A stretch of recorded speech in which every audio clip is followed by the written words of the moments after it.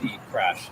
It's going to be a dual agency investigation between FAA or the NTSB, since it's aviation related. They'll be taking over the investigation. The freeway is going to be shut down for an extended period of time. I do not have an estimated time of opening, and so motorists should find an alternate route for the foreseeable future. That's really all I have to comment about that from our side of it. We will be updating the media throughout the night and into the morning if and when we get any updates. Any vehicles impacted?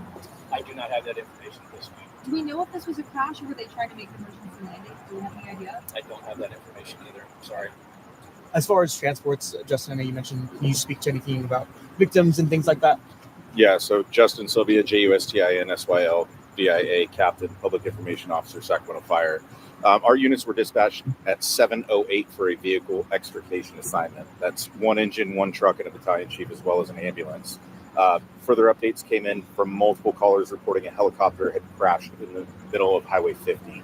At that point, we were getting initial reports that there were vehicles involved. However, after walking the scene, there are no additional vehicles involved. The only 3 victims on scene were aboard the aircraft. That's going to be a pilot, a nurse, and a paramedic.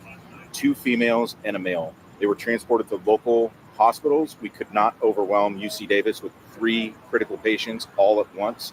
Therefore, we contacted UC Davis and asked them for destinations for these patients, victims, I should say.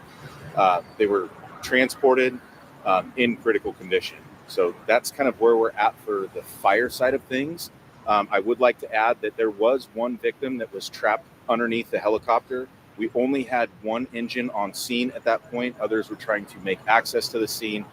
That one person that was trapped, the captain immediately sequestered the help of just civilians that were standing around. They were able to lift part of that helicopter out and get that victim out so we could get them loaded into the back of an ambulance and transported off scene. We haven't been down there. Can you describe what you saw, the scene, anything like that? So the scene basically looks like a helicopter upside down that has crashed in the freeway. There's a pretty large debris field around that at this point. The lucky portion for us, I'd say, is the fact that the helicopter did not catch on fire, because then we would have an additional problem to that. When we operate on these freeways with any type of fire risk, we don't have fire hydrants. So all that water would have to be brought in, and it being jet fuel that's loaded into these aircrafts would have been a very hot and very intense fire. So fortunately, we did not see any part of that. We're extremely lucky that there were only 3 victims. It's unfortunate they're in critical condition, but all of our ambulances were off scene with transportation and care being performed on these victims within 20 minutes of the incident. You described that they were in critical condition. Can you give us any idea? I mean, were they alert when you guys found them? I mean, I know you mentioned somebody being pinned under the helicopter. What was, as much as you can say about their physical condition when you guys encountered them? The only thing I can say is that they are in critical condition at this.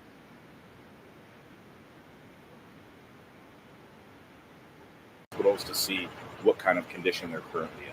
You mentioned no cars, right, involved when the helicopter crashed, but were there any subsequent, cars slamming on their brakes and crashing into each other because of what had just happened in front of them? Do you know? That's something that's unknown to us.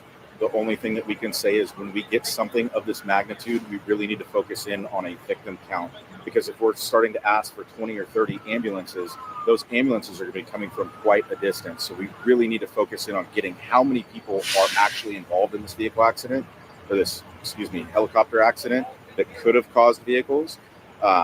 Luckily, there were just 3 critical that were transported within 20 minutes. Can you describe more of the challenges you guys face trying to get onto the freeway? Obviously, you guys are coming from the opposite direction. Traffic is the biggest thing for us. Everyone's just bound up. There's nowhere for them to go, especially in a construction zone. Makes it rather difficult for our large apparatus to navigate around.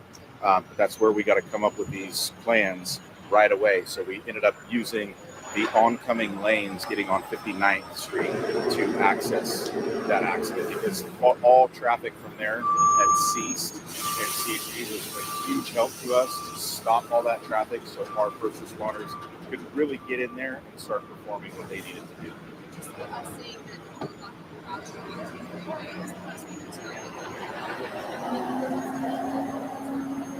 That's all unknown. If you look at it from just a bystander point of view, it looks like it crashed because it's upside down. But to say from a professional view, that is not in our lane. That's something that aviation experts need to navigate through.